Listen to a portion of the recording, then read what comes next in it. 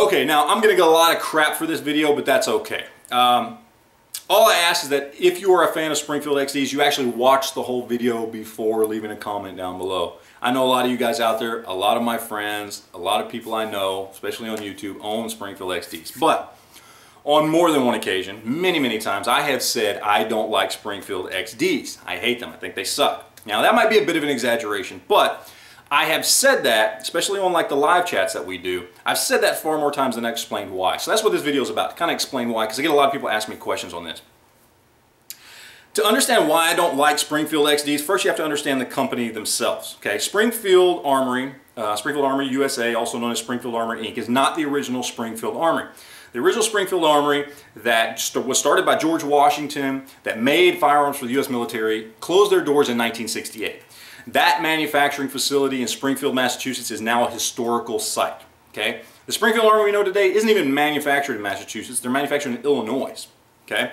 Now, this company was originally started by a guy, I believe, out of San Antonio, Texas. He started manufacturing reproductions of like the M1911, the M1A, the M14, that kind of thing. Now, he was able to license the rights to the name Springfield Armory because he was manufacturing reproductions of Springfield Armory firearms. He was able to license the rights to that.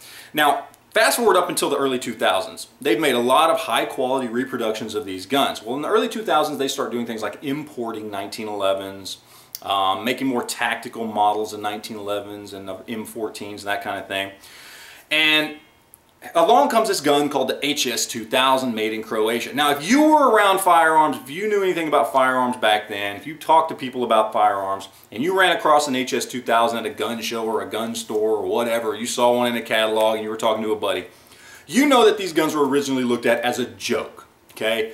People didn't take them seriously, all right? They looked like somebody mashed a Glock and a 1911 together. People just laughed at them, but they sold for just a hair over 200 bucks, so they were a cheap alternative for people that couldn't afford something better. Now, Springfield decides they want to get into the plastic gun market to compete with Glock and at the time Smith & Wesson Sigma, which was still popular. So what they do is they buy the rights to import and distribute the HS-2000. Now, for the first couple of years that they're importing and distributing them, they're still importing them and distributing them under the name HS-2000. They're still selling for like $225, maybe $250 at the most. Well, around 2005, I believe, they decide, hey, we're going to just buy these guns. And we're going to have that company keep sending them to us, but we're going to have them put Springfield Armory XD on them. And they change the design a little bit so that it looks a little different, just to accommodate the name. And they start importing them and selling them as Springfield Armory XDs. And immediately the price goes up about $150 to $200. Boom, right off the top of the bat. Now, that puts it in range with selling for what Glocks were selling for at the time. Now, that's where I begin to have a problem. You see, now we fast forward a few years after that, and these guns are now selling for more than Glocks or more than Smith & Wesson M&Ps, both of which I believe are superior pistols. Now, does that mean that a Springfield Armory XD is a bad gun? No, it's not. I look at Springfield Armory XDs the same way I look at Rugers, okay? Ruger P-Series are great guns. I don't particularly like them that much, but they're good guns. They're solid guns. They work. They do what they're supposed to do. But the difference is, P-Series gun sells for about 350 bucks, maybe 400 in today's market because, you know, we got a little bit of a gun shortage. But that's it. You would not pay $600, $650 for a P-Series Ruger. You simply wouldn't do it. That would be ridiculous, okay? Well, Springfield Armory is about the same quality. It's a good gun, it works, but let's be honest, it is not a $600, $650 gun. It never was, it never will be. It is a Croatian-made pistol that used to be looked at as a joke here in the U.S. People literally used to look at it and go, that's what Croatia thinks we want here? Ha ha ha. I mean, it was a joke of a pistol when it first showed up.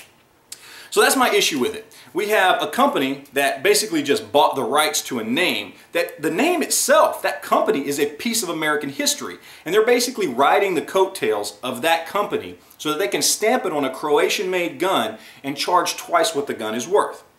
That being said, I don't want anybody to feel bad if you own a Springfield XD. My point is not to make anybody get butthurt about it. Simply to answer the question that people ask me a lot and maybe educate somebody who doesn't know anything about this particular firearm and might have been thinking about buying one.